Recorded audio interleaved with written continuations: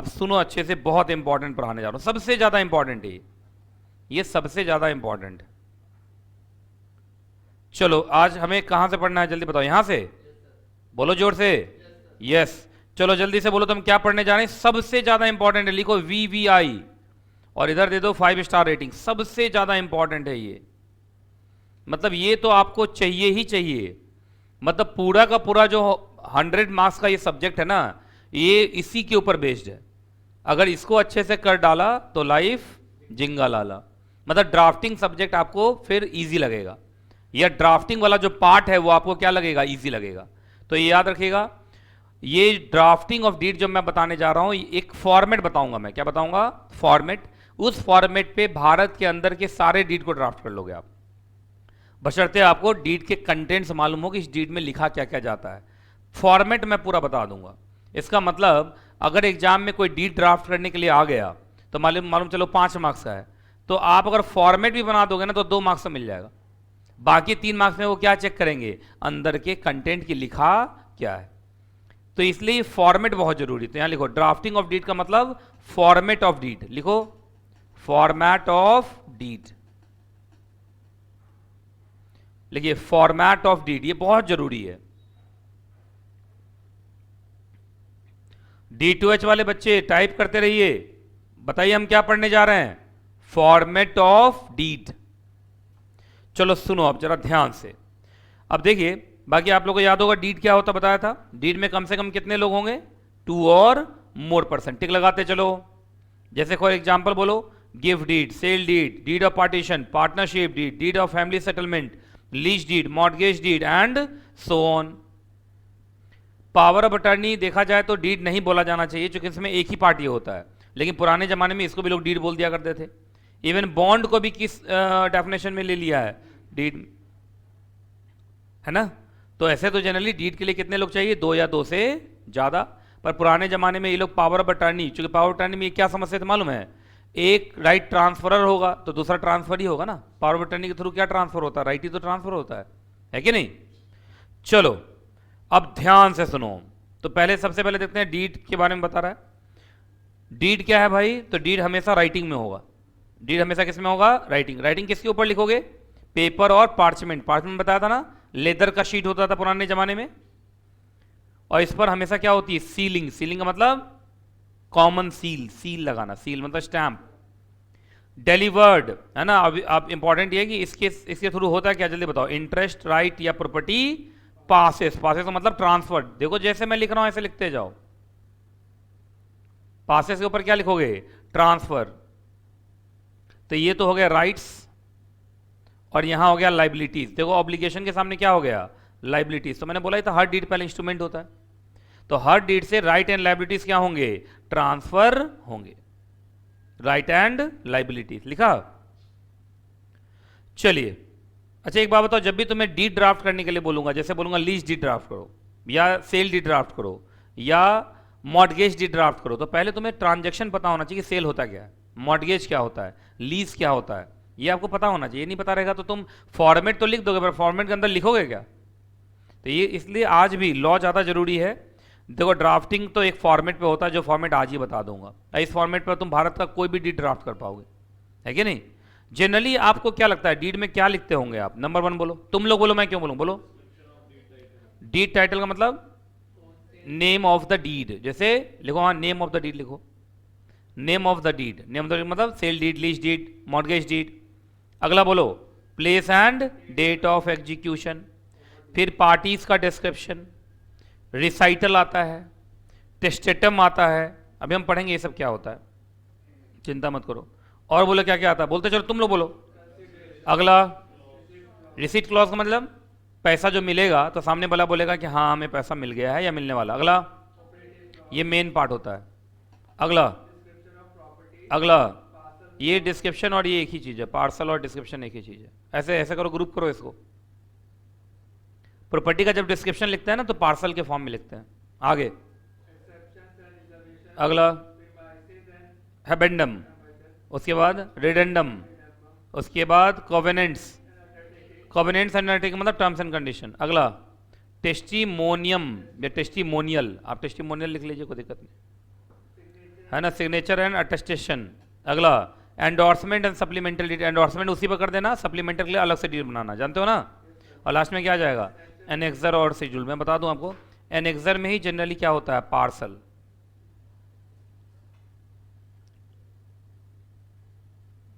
जैसे जैसे मैंने बोला, लगा लिया टिक।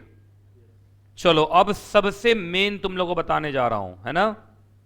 देखो ध्यान से, ये देखो, इसको तुम एकदम अलग से बॉक्स बनाओ, ऐसे ऐसे। ये सबसे मेन है, मतलब ड्राफ्टिंग सब्जेक्ट ही इसी के ऊपर है।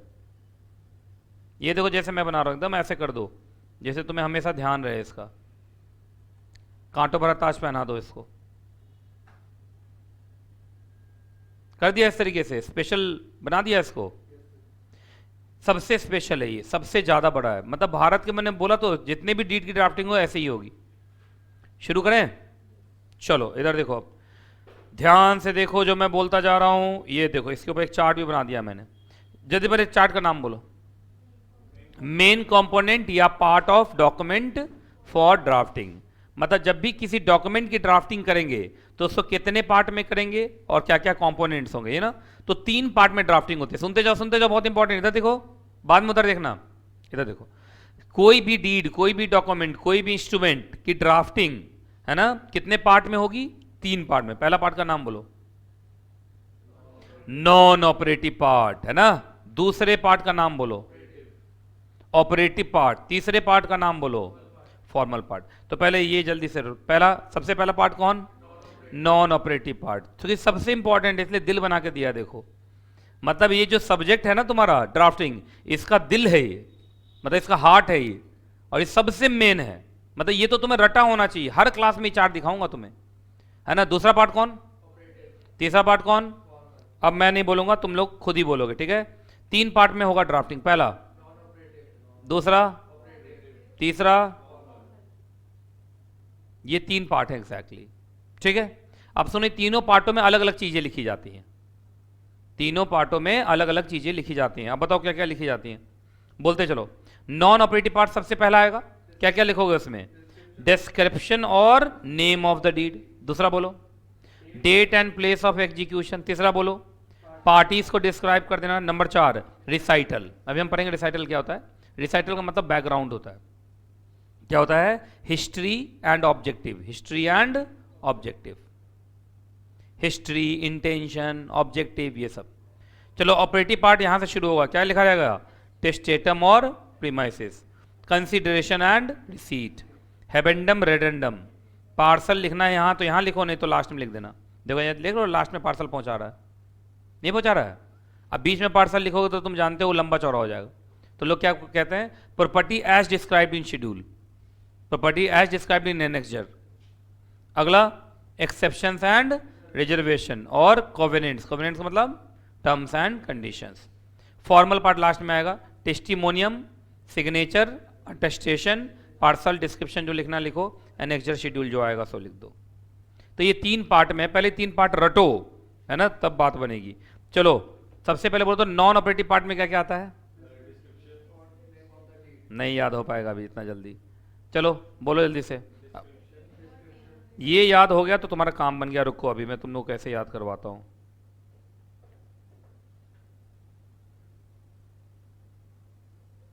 जल्दी जल्दी देख लो, बाद में मिलने वाला नहीं है।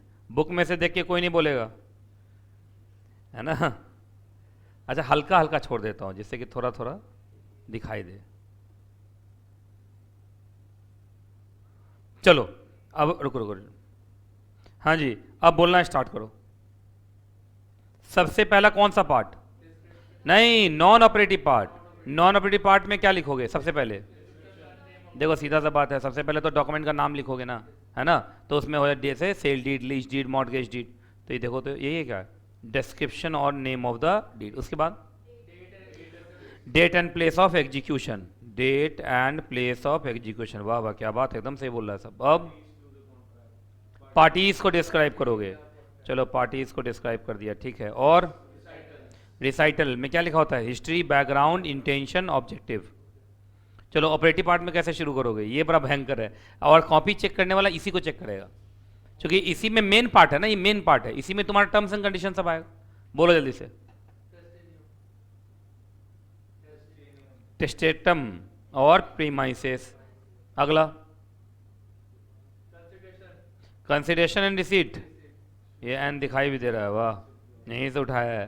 अगला एच, हेबेंडम, उसके बाद उसी का भाई रेडेंडम, उसके बाद पार्सल, यहाँ लिखना तो यहाँ तो लास्ट में लिख देना। और थोड़ा थोड़ा दिख रहा है, थोड़ा थोड़ा दिख रहा है,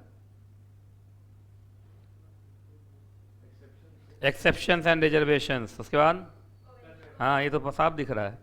अच्छा फॉर्मल पार्ट में क्या, फॉर्मल का मतलब फॉर्मेलिटी होगा, क्या होगा, फॉर्मेलिटी, तो ये तो सब में होगा। सबसे पहले टेस्टिमोनियम, अगला एंड, उसके बाद पार्सल, और याद रहेगा तुम लोग को कि अभी टाइम लगेगा? हाँ जब लिखेंगे तो ठीक है, लेकिन मैं चाहता हूँ कि एक बार अभी हो जाता ना तो थोड़ा अच्छा रहता। अब थोड़ा सा स्पीड में बोल देते तो बात बन जाएगा, है ना। चलो बताओ सब मिला के 3 पार्ट बोलो। पहला पार्ट कौन, नॉन ऑपरेटिव पार्ट में बताओ जल्दी से। हाँ पहले नेम ऑफ द डीड, अगला डेट एंड प्लेस, उसके बाद पार्टीज को, उसके बाद रिसाइटल, उसके बाद ऑपरेटिव, टेस्टेटम, कंसिडरेशन रिसीट, हेबेंडम रेडेंडम, उसके बाद पार्सल। लिखने का मन तो लिखने छोड़ दो, एक्सेप्शंस एंड रिजर्वेशंस, फिर कॉवेनेंट्स। फॉर्मल में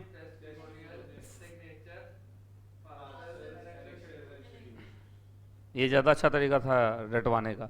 चलो एक आइडिया तो मिल ही गया है कि नहीं। तो बाकी अगली क्लास में जब तुम लोग आओगे तब तक उसको रट के आना। इसको तो रटना ही पड़ेगा। तो इसका मतलब देखो होता क्या, सो सुनो, ये जितने भी, ये कहीं पर लिख लेना जो मैं दिखा रहा हूँ। कभी भी कोई डी ड्राफ्ट करोगे ना तो ऐसे करना, पहले तो इसको 3 पार्ट में बांट लेंगे। कितने पार्ट में, 3, हमेशा 3 पार्ट में होगा।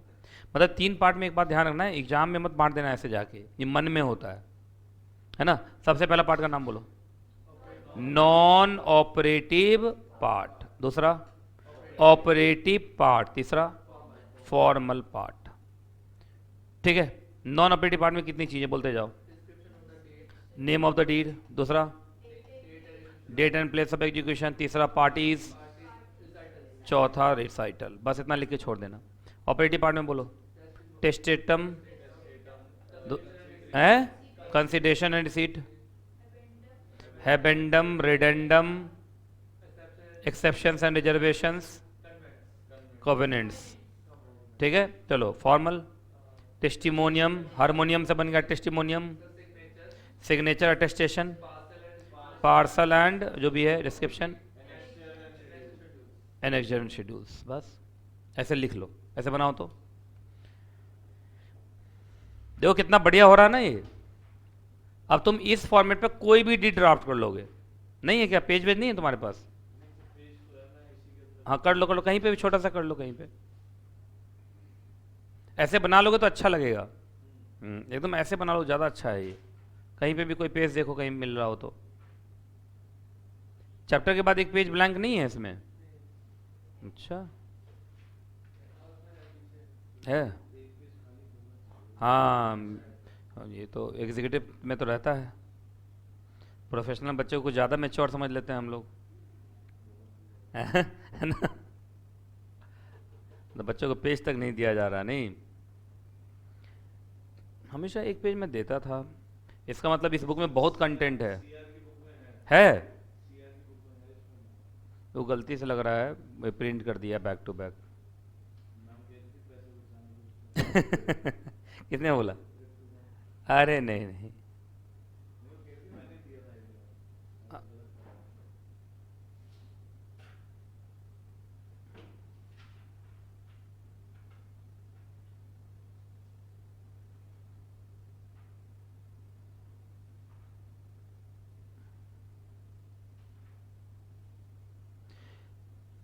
कंटेंट मत लिखना, इसे 1 2 3 4 ऐसे लिख के छोड़ दो, जिससे तुम जब भी इसको देखो तो तुम याद करो इसको। लिखना मत उसमें, इसमें से ये डिस्क्रिप्शन ऑफ द डीडी सब क्यों लिख रहे हो? ये तो मैंने अभी चार्ट बना के दिया ना तुम्हें, वो चार्ट का फोटो नहीं खींचा तुम लोगों ने? अच्छा हाँ, ये तो चार्ट बना, ये तो दिखाया वहाँ पे मैंने। ये वाला चार्ट बना भी हुआ, पर ऐसे फॉर्मेट बना लोगे तो तुमको याद रहेगा। कितना अच्छा मोटा मोटा बना दिया मैंने। इसका से फोटो भी खींच के रख लो तुम लोग, अच्छा लग रहा है देखने में। तो जितने भी डीड होंगे उसकी ड्राफ्टिंग इसी 3 तरीके से होगी, NOP, OP, FP. NOP non operative part, OP operative part, और एफपी फॉर्मल पार्ट।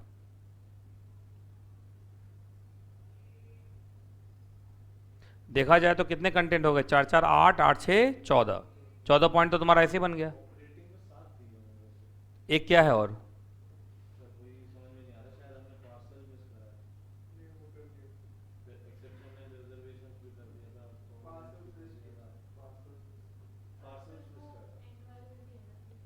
तो मैं 7 लिख दूं यहाँ पे, फिर यहाँ लिखो 7 बोल रहे हो, तो लो 7 लिख दो।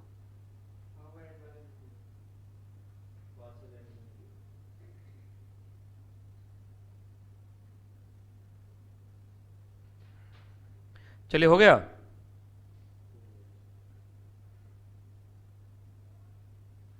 D2H वाले बच्चे लिख लिए ना? चलो हाँ 7 है ना, ठीक है। चलो भाई इसका फोटो नहीं खींचना तुम्हें, बना हुआ है ऐसे, दिल उल नहीं बनाना कहीं पे। हाँ दिल बना लो, 3 दिल बना के छोड़ दो वहाँ पे। हाँ सब कुछ लिखा हुआ उसके बस 3 दिल बना दो बस, अच्छा लग रहा है देखने में। 3 दिल बना के तीनों में लिख दो। तो ये पूरे ड्राफ्टिंग का दिल है, ये इंपॉर्टेंट ये है। जितना इंपॉर्टेंट मुझे लग रहा है उतना तो तुम लोग को नहीं लग रहा है।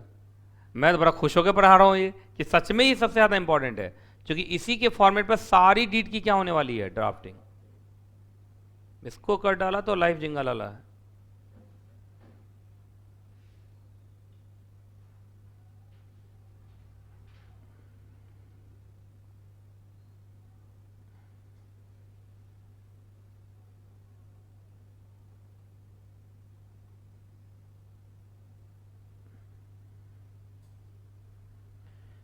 चलें, चलो आ जाओ अब पढ़ते हैं लाइन बाय लाइन। सब मिला कितनी चीजें पढ़ने पड़ेगी, 7 4 11 4 15। 15 पॉइंट पढ़ने हैं ना हमें। 7 4 11 मतलब 4 7 11 और 4 15, यही है। चलो शुरू करो। सबसे पहले नॉन ऑपरेटिव पार्ट में क्या क्या लिखते हो, जल्दी बोलो। नेम ऑफ द डीड, तो नेम याद रखिएगा, नेम डीड का जैसे एग्जांपल यहाँ टिक मारो, sale deed, lease deed, partnership deed. याद रखना नेम बहुत लिखना बहुत जरूरी है। बनाए होगे लीज डीड ऊपर लिख दोगे मॉर्गेज डीड, तो मामला खराब नहीं हो जाएगा, तब पूरा मामला ही खराब हो जाएगा।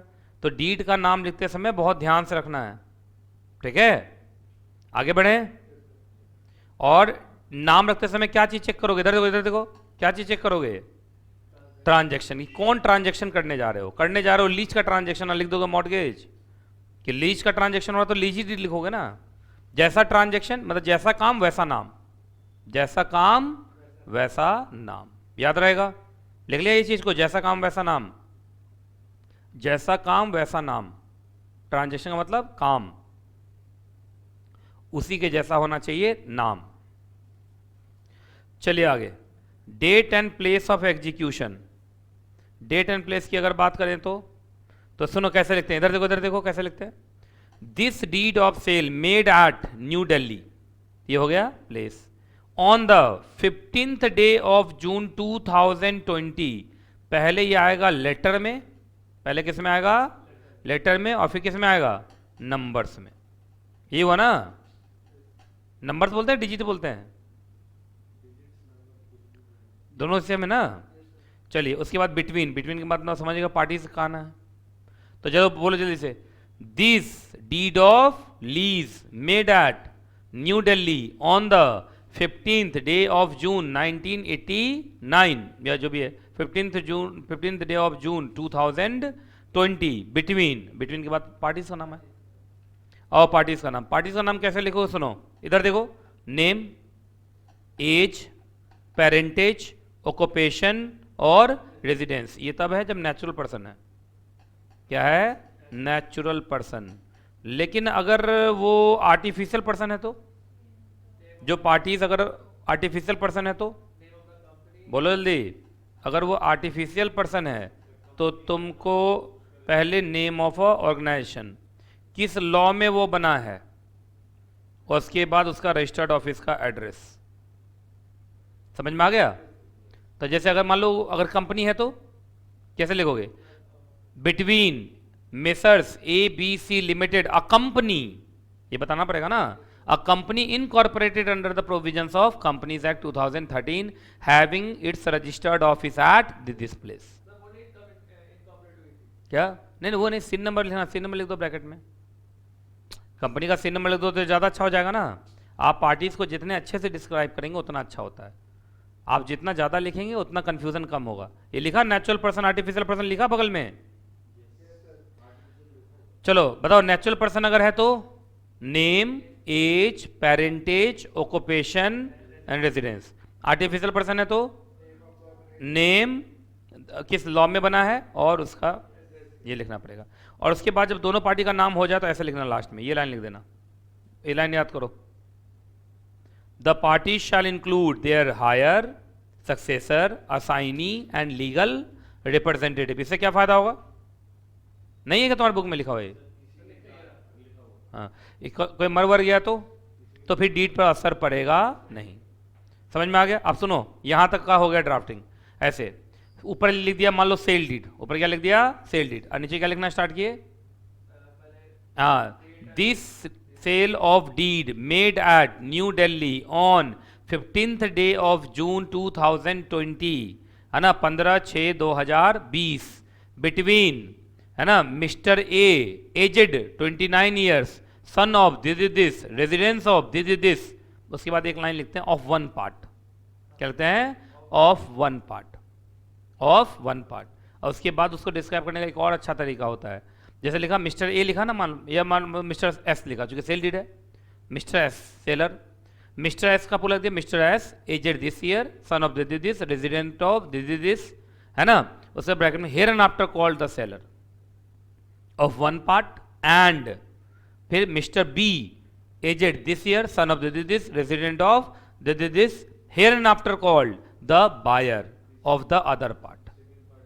हाँ, ऑफ द अदर पार्ट। और फिर नीचे एक line, the party shall include their legal heirs, successors, assignee और लीगल रिप्रेजेंटेटिव। ये धीरे धीरे जितना बार लिखोगे ना उतना बार काम चलेगा। आगे बढ़े, याद रहेगा तुम लोग को, है ना। तो इसमें ऐसे ऐसे लिखते हैं, ये हो गया। और इसमें यहाँ पर लिखना है तुमको, इसके बाद जोड़ दो। क्या क्या वर्ड जोड़ना पड़ता है यहाँ पे? ऐसे एक here in after called, here in after called dash dash dash of one part, of one part. उसके बाद आएगा एंड, फिर दूसरे पार्टी का नाम। समझ में आ गया? हियर इन आफ्टर कॉल्ड मतलब अब हम बार बार नाम नहीं लिखेंगे, हम बायर लिख दे तो समझ जाना, सेलर लिखेंगे तो तुम समझ जा रहा।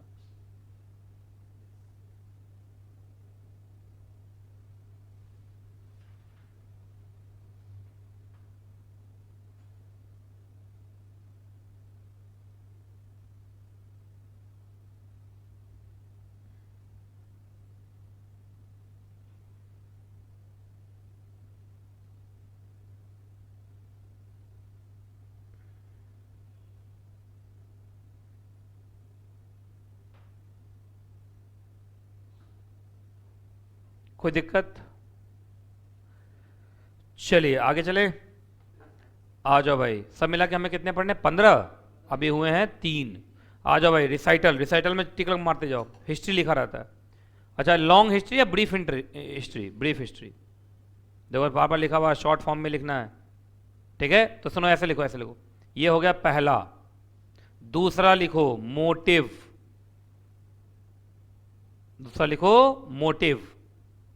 तो थोड़ा हिस्ट्री, उसके बाद थोड़ा सा मोटिव, कि इस डीड के पीछे मोटिव क्या है। ये हमेशा स्टार्ट होता है वेयर एज। ये हमेशा कैसे स्टार्ट होगा? Whereas. जैसे जैसे मैं टिक लगाओ तो ऐसे वेयर एज, फिर हिस्ट्री।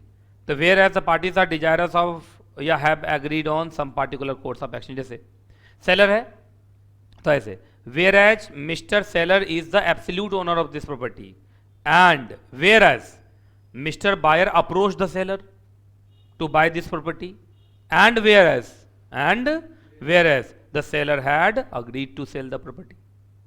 नहीं समझे? सबसे पहले हिस्ट्री क्या बताया?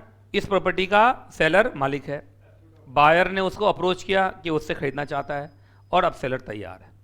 अब तैयार है भाई किस पर, तो on the following terms and condition, and terms and condition आ जाएगा ऑपरेटिव पार्ट। नहीं समझ में आया? तो देखो, तो यहाँ पे देखिए, यहाँ पे क्या क्या लिखते हैं, पास्ट हिस्ट्री। उसके बाद आपको बहुत केयरफुली याद रखना, कहा जाता है कि ये जो रिसाइटल है इसका एविडेंटरी वो होता है इंपॉर्टेंस। मतलब अगर आपका टर्म्स एंड कंडीशन थोड़ा सा एम्बिग्यूटी वाला है, कंफ्यूजिंग है, तो रिसाइटल से पता चलता है। याद नहीं है एक्ट के अंदर भी रिसाइटल होता है, हर एक्ट के अंदर रिसाइटल नहीं होता है। जैसे कॉन्स्टिट्यूशन ऑफ इंडिया का रिसाइटल कौन है, प्रियम्बल। तो रिसाइटल का मतलब प्रियम्बल, लिखो यहाँ पे, recital is like preamble in act, is like preamble in act. Act के अंदर क्या होता है, प्रियम्बल, और एग्रीमेंट के अंदर क्या होता है, रिसाइटल। ठीक है, कोई दिक्कत? तो देखो मैंने लिखा ना, इसका कौन सा इंपॉर्टेंस है, एविडेंटरी इंपॉर्टेंस है। ठीक, देखिए एविडेंटरी तब है जब बाकी चीजें कंफ्यूजिंग हो, लेकिन अगर बाकी चीजें कंफ्यूजिंग नहीं है तो क्लियर है, तो फिर रिसाइटल का ऐसा कोई बहुत ज्यादा मतलब नहीं है, याद रहेगा।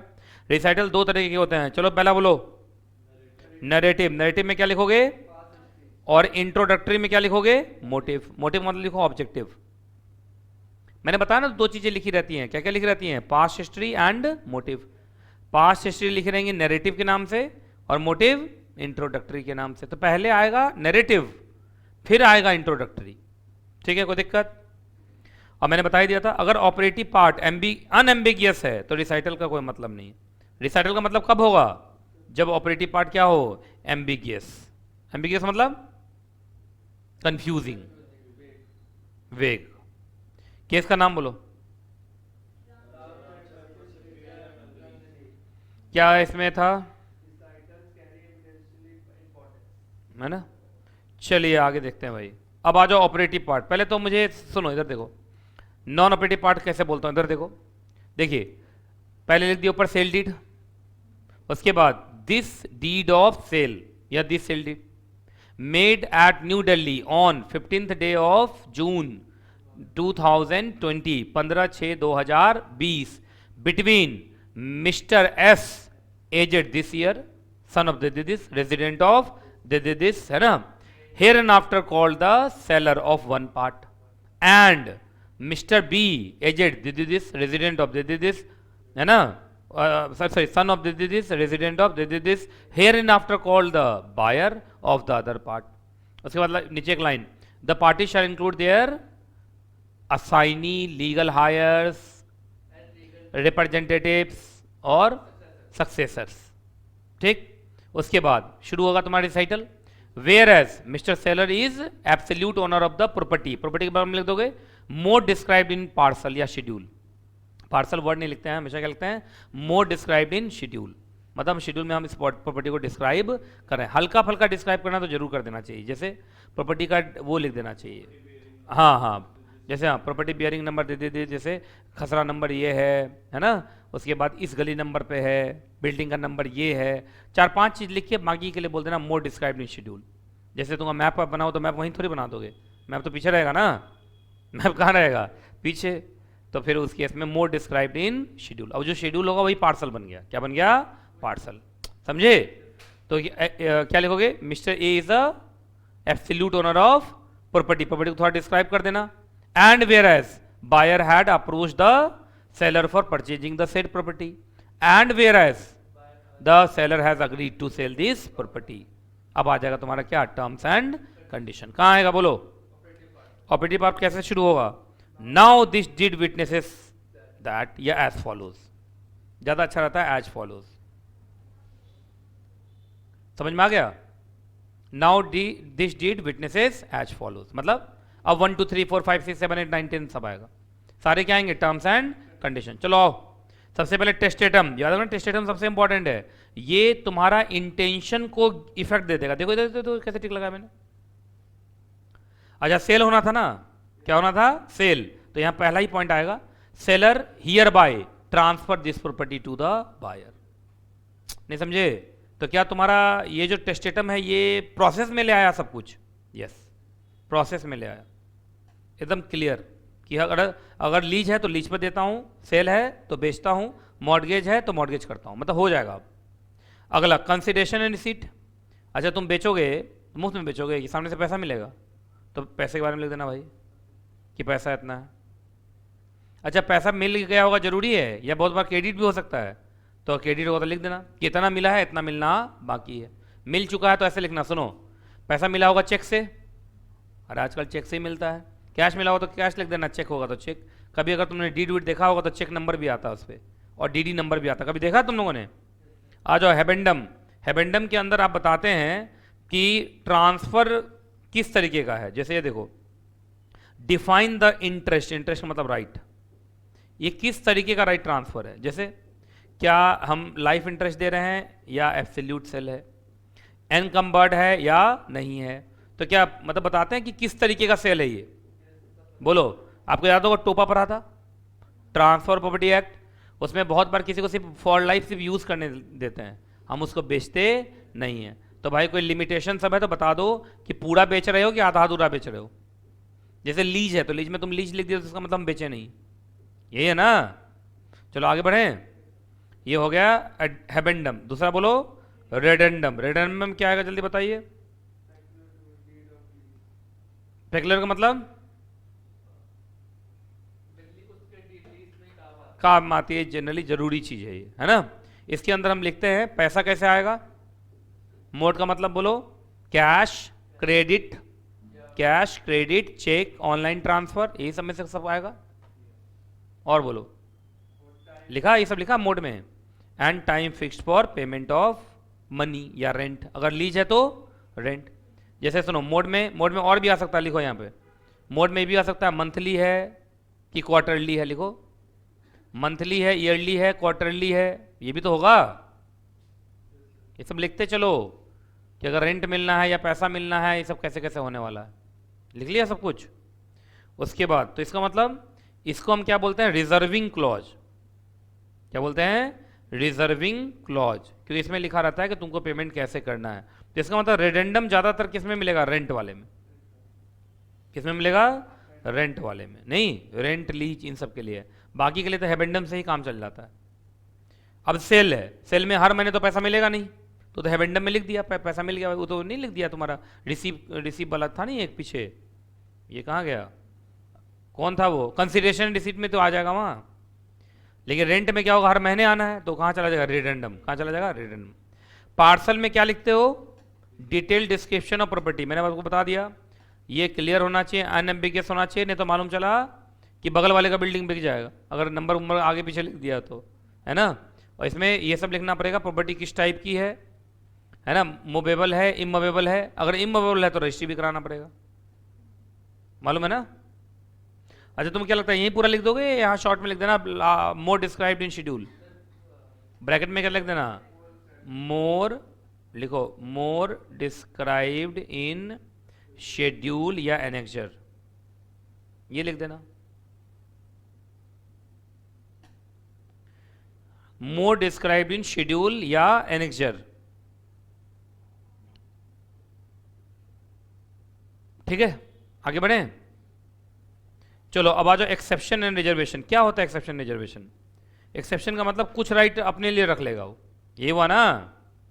एक्सेप्शन का मतलब कुछ राइट अपने लिए रख लेगा। जैसे भाई तुम्हें हम प्रॉपर्टी दे रहे हैं रेंट पे, लेकिन इसमें से, इस जमीन में से मिनरल निकला तो मेरा होगा, नहीं समझे। जैसे घर दिए तो घर के बगल में बोले पार्किंग मेरा होगा, लिख लो ये सब। जैसे फ्लैट दिए रेंट पे और क्या लिख दिए, पार्किंग तो हम ही यूज करेंगे। ऊपर का फ्लोर रेंट पर दे दिए, क्या बोले, छत तो हम ही यूज करेंगे, ऐसा होता ना। तो ये सब क्या हो गया, तुम्हारे लिए रिजर्वेशन बना मकान मालिक के लिए, लेकिन उसके लिए तो एक्सेप्शन बन गया। नहीं समझ में आया, किसके लिए एक्सेप्शन बन गया? किराएदार के लिए। किराएदार के लिए तो एक्सेप्शन हो गया ना वो। अरे जो मालिक के लिए रिजर्वेशन होगा वो किराएदार के लिए क्या होगा? एक्सेप्शन होगा। एक्सेप्शन मतलब हम वो यूज नहीं कर पाएंगे, तो ये लिख देना भाई, लिख दोगे। अब कॉवेनेंट्स में क्या आएगा? Main terms and condition. अच्छा, टर्म्स एंड कंडीशन जो इंप्लाइड है जरूरी है वो लिखें हम, जो इंप्लाइड बाय लॉ जरूरी नहीं है कि आप लिखें, वो अपने आप माना जाएगा। लेकिन अगर कोई स्पेशल है तो आपको लिखना चाहिए। बाकी मेरा तो माना ज्यादा ज्यादा टर्म्स एंड कंडीशन लिख दो। तुम लोग बताओ तो लीज में क्या क्या टर्म्स एंड कंडीशन हो सकता है? रेंट पे कर, सिक्योरिटी मनी दो, उसके बाद हर महीने इतने तारीख को मिल जाना चाहिए, इतने तारीख को नहीं मिला तो निकाल सकते हैं तुमको, है ना, पेनल्टी हो सकता है, बहुत तरीके कहानी है ना। घर में आप नॉनवेज नहीं खाएंगे, रात में इतने बजे से पहले नहीं, मतलब पहले आएंगे, मतलब सॉरी इतने बजे से पहले आएंगे, हाँ जब भी 2 महीने पहले छोड़ोगे तो 2 महीने पहले बताना पड़ेगा, जो भी है ये सारा टर्म्स एंड कंडीशन। देखो ये तो उसको पता होगा जो लीज जानता होगा, और जो लीज ही नहीं जानता, मैं कितना भी अच्छा फॉर्मेट पढ़ा दूँ, फॉर्मेट तो बना देगा पर ये टर्म्स एंड कंडीशन में एक वर्ड नहीं लिख पाएगा। तो इसलिए ट्रांजेक्शन को जानना आज भी जरूरी है ना। इसलिए ट्रांसफर प्रॉपर्टी एक्ट कभी पढ़ाऊँ, इंडियन स्टैम्प एक्ट पढ़ाऊँ, रजिस्ट्रेशन एक्ट पढ़ाऊँ, कॉन्स्टिट्यूशन पढ़ाऊँ एग्जीक्यूटिव में, तो सबको अटेंड करना, क्योंकि ये सब है यहाँ पे। अब सेल डी ड्राफ्ट करोगे तो टोपाई तो आएगा, लीज डी ड्राफ्ट करोगे तो टोपाई तो आएगा। चलिए अच्छा, जनरली इसमें क्या क्या लिखा रहता है बताओ, अगर सेल वाला है तो कॉवेनेंट फॉर टाइटल की टाइटल कब पास होगा, एनकम्बेंसेस के बारे में, पीसफुल पोजीशन के बारे में, फर्दर एश्योरेंस के, आप चिंता मत करो, जैसे जैसे सुनो फर्दर एश्योरेंस क्या होता है, जैसे हम लोग खरीदते हैं ना फ्लैट व्लैट, तो उसमें एक लाइन लिखा रहता है कि जो सेलर है वो इस बात का एश्योरेंस देता है कि सारे के सारे एमसीडी के टैक्सेस यहाँ तक के डेट के पूरे हो चुके हैं, अगर बाद में कुछ गलत निकला तो उसके लिए सेलर ही लाइबल होगा। तो क्या ये भविष्य के बारे में है, फ्यूचर के बारे में एश्योरेंस है ना, भविष्य के बारे में लिख दो, फॉर फ्यूचर एश्योरेंस। अच्छा फ्यूचर एश्योरेंस अबाउट पास्ट, नहीं समझ में आई, अरे फ्यूचर एश्योरेंस अबाउट पास्ट ना, कि पास्ट में हमने सारे के सारे टैक्स भर दिए हैं, तो लिख लेना कहीं पे कि सेलर कह रहा है कि हमने सारे टैक्स भर दिए हैं आज तक के डेट के, आपको आगे परेशानी नहीं आएगी।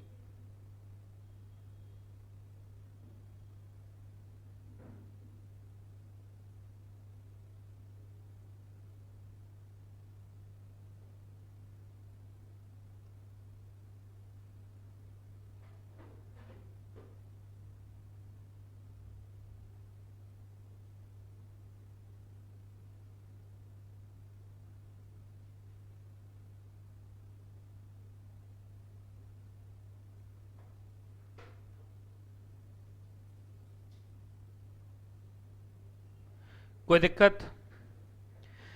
चलिए बहुत बार अंडरटेकिंग्स भी होती हैं कि तुम अगर ये साइन कर रहे हो तो हम मान रहे हैं कि तुम वादा कर रहे हो कि तुम ऐसा काम नहीं करोगे, क्या ये अंडरटेकिंग हुआ? अंडरटेकिंग मतलब प्रॉमिस, कहाँ लिखा हुआ प्रॉमिस? ऐसे टिक लगाओ जैसे मैंने लगाया, ठीक है। चलिए अब आगे बढ़े, तो याद रखना अंडरटेकिंग भी प्रॉमिस ही होता है, पर ये स्पेशल सेंस ऑफ प्रॉमिस होता है। अब लॉ में प्रॉमिस नहीं निभाने पर किसी को अगर तुम पेनल्टी पनिशमेंट लगा रहे हो तो इसका मतलब प्रॉमिस से ज्यादा अंडरटेकिंग था, ये ना। प्रॉमिस तो तोड़ भी दिए जाते हैं ना, लेकिन प्रॉमिस तोड़ने पर अगर सजा हो रहा है तो इसका मतलब वो अंडरटेकिंग था, क्या था? अंडरटेकिंग। चलिए भाई ये खत्म हो गया, अब क्या आ रहा है जल्दी बताओ, फॉर्मल पार्ट। फॉर्मल पार्ट में सबसे पहले हारमोनियम नहीं, टेस्टिमोनियम। अब सुनो टेस्टिमोनियम क्या होता है, अब तुमको हमेशा याद रहेगा कि हारमोनियम से जुड़ा हुआ कुछ था यहाँ पे। टेस्टिमोनियम का बड़ा अच्छा लैंग्वेज, मुझे बड़ा मजा आता है ये पढ़ने में, हमेशा याद किया था मैंने जब मैं स्टूडेंट था। In witness whereof the parties hereto have hereunder sign this deed on the date mentioned against their respective signatures. इसका मतलब नहीं, विटनेसेस के सामने, विटनेसेस के सामने, मतलब इन विटनेस वेयर ऑफ मतलब विटनेस के सामने पार्टीज ने साइन किया, और उस तारीख को साइन किया जो तारीख उनके साइन के बगल में लिखा हुआ है। जनरली आप जानते हैं साइन के नीचे डेट लिखते हैं, पहले के ज़माने में बहुत चलता था, आजकल लोग सिर्फ साइन कर देते हैं, मैं देखता हूँ। पहले ऐसे चलता था, जैसे साइन है, हाँ पहले ऐसे करके फिर ऐसे डेट लिखते ही लिखते थे, पर आजकल मैं देख रहा हूँ सिर्फ साइन कर दे रहा है, डेट नहीं लिख रहा। आजकल थोड़ा बदल नहीं गया ये कहानी। विटनेसेस के बताइए, जिसमें विटनेस वहीं खड़ा होना चाहिए जब साइन हुआ, लिखा ना इन विटनेस वेयर ऑफ, तो पता है क्या होना, इस देश का क्या होना, सोच लो आप, है कि नहीं। कोर्ट मैरिज लोग करते हैं, वहां पे घर परिवार वाले विटनेस सब मिलने से रहे, तो वहां पे बाहर से मिलते हैं।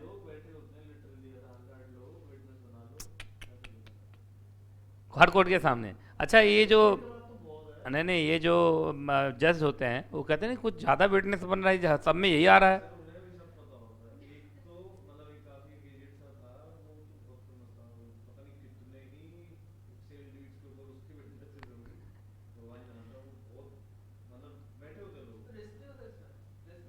अब रिस्क क्या हो, ऐसे बूढ़ा है ऐसे मर जाएगा, उसका रिस्क है। अब जब मर गया तो क्या, मेन तो पार्टी को खोजा जाता है ना। विटनेस तो बोलने के लिए है और क्या ही है। कितना बार विटनेस को खोजा गया इस देश में, कभी नहीं खोजा गया। पार्टीज खुद ही मिल जाता है ना। तो वही मैं बोलो, विटनेस खुद ही मिल जा, सॉरी पार्टीज खुद मिल जाते हैं, तो विटनेस की जरूरत क्या, विटनेस तो सेकेंडरी है ना। विटनेस एक तरीके से गारंटर है, गारंटर तो सेकेंडरी है। चलिए, हाँ ये खूब होता है। आइए तो पहले ये याद करो, तो इसको कैसे याद करने से सुनो। इन विटनेस वेयर को अलग याद करो। The parties hereto have hereunder signed, है ना, दिस डीड, ये अलग करो।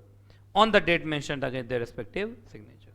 तो चलो बोलो, इन विटनेस वेयर ऑफ, ये हो गया एक part. In witness whereof the parties hereto have hereunder signed this deed, ये एक तरफ हो गया। On the date mentioned against their respective signatures, तो बोलो, in witness whereof the parties here to have hereunder signed this deed, है ना। चाहो तो इसको 4 पार्ट में बांट लो। अब ठीक हो जाएगा। हाँ बोलो, इन विटनेस whereof, रुक जाओ, फिर the parties hereto have hereunder, रुक जाओ, signed this deed, रुक जाओ, on the date mentioned against their respective signatures। चलो ऐसे करो, तो ऐसे पार्ट बांट लो तो इसको।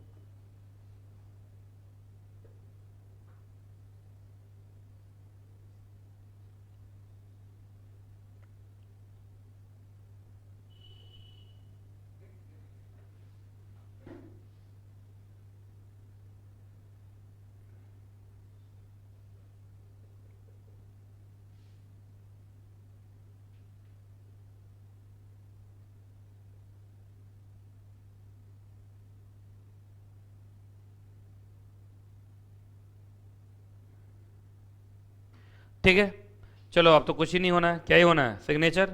तो पहले टेस्टिमोनियम का लाइन तो जानते हो 4 पार्ट में बटा हुआ है। उसके बाद पार्टीज अपने सिग्नेचर करेंगे, टिक लगाते चलना। पार्टीज क्या करेंगे, सिग्नेचर। पार्टीज के बाद कौन करेंगे, विटनेस। पार्टीज के बाद मतलब एक्चुअली दोनों एक साथ ही खड़ा रहेगा, ठीक है। अच्छा, जहां अटेस्टेशन जरूरी है वहां याद रखिएगा एग्जीक्वेंट साइन करेंगे किसके सामने, विटनेस के सामने। और सबसे अजीब बात है, विटनेस इसके सामने साइन करेंगे, पार्टीज के सामने। 1 और 2 देख लो।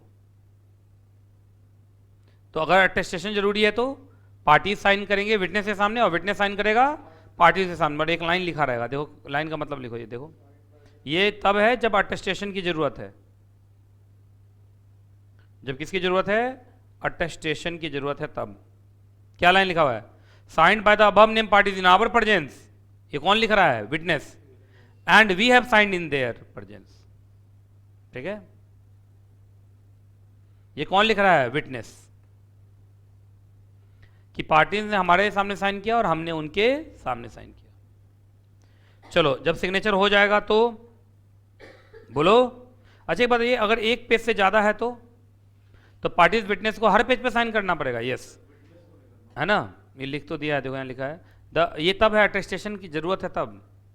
अगर अटेस्टेशन मैंडेटरी है तो ठीक है। चलिए अब पार्सल और डिस्क्रिप्शन मैंने बता ही दिया था आपको, by the way of footnote, by the way of footnote या बाय वे ऑफ शेड्यूल। तुम्हें ज्यादा कौन पसंद है, शेड्यूल, ठीक। उसके बाद लास्ट में एनेक्सचर और शेड्यूल। इसमें क्या क्या लिखोगे, देखो इधर, ये चलेगा site plan, map plan, exact location, revenue number, mutation number, municipal number, survey number, street number, ward, village, panchayat, district, plot number, अरे 1000 चीज। ये सब लास्ट में आ जाएगा। सब कहां आ जाएगा, लास्ट में।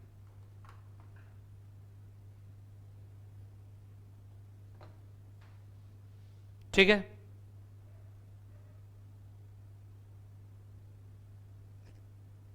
कोई दिक्कत। तो चलो भाई ये तो हो गया खत्म। अब इतना तुम पढ़ लिए, अब तो तुमको बहुत कुछ मालूम होना चाहिए। ये पढ़ा चुका ना, एनग्रॉसमेंट एंड स्टैम्पिंग पढ़ा चुका हूँ, है ना। एनग्रॉसमेंट एंड स्टैम्पिंग, एनग्रॉसमेंट मतलब तो कुछ था ही नहीं, फॉर्मल, है ना, फेयर करना। क्या करना, फेयर करना स्टैम्प डीड, उसी को तो बोलते हैं। स्टैम्प पेपर पे जब अगर आप फेयर करोगे तो दैट बिकम्स एनग्रॉसमेंट। एनग्रॉसमेंट तभी होता है जब स्टैम्पिंग की जरूरत हो। चलो जल्दी मुझे बोलो, अब ये वाला चार्ट वापस तुम लोग बोलोगे। बताइए, जब भी कोई डीड ड्राफ्ट करेंगे कितने पार्ट में, 3 पार्ट, पहला, दूसरा, तीसरा। चलो नॉन ऑपरेटिव पार्ट में क्या क्या होता है, name of the deed, parties नहीं, फिर डेट एंड प्लेस, फिर पार्टीज, फिर रिसाइटल। रिसाइटल नैरेटिव भी और इंट्रोडक्टरी भी। नैरेटिव में हिस्ट्री और इंट्रोडक्टरी में मोटिव या इंटेंशन या ऑब्जेक्टिव। अच्छा, रिसाइटल कैसे लिखते हैं? Whereas and whereas and whereas and whereas अगर बढ़ेगा तो। ठीक, अब बोलो अगला ऑपरेटिव पार्ट। टेस्टेटम जो मेन है वो तो ट्रांजैक्शन को इफेक्ट में ले आएगा। अगला कंसिडरेशन एंड रिसीट और हैबेंडम, रिडेंडम। रिडेंडम ज़्यादातर रेंट में होगा। और एक्सेप्शंस एंड रिजर्वेशन, पार्सल बीच में डालना तो डाल दो। एक्सेप्शंस एंड रिजर्वेशन, कोवेनेंट्स, बस।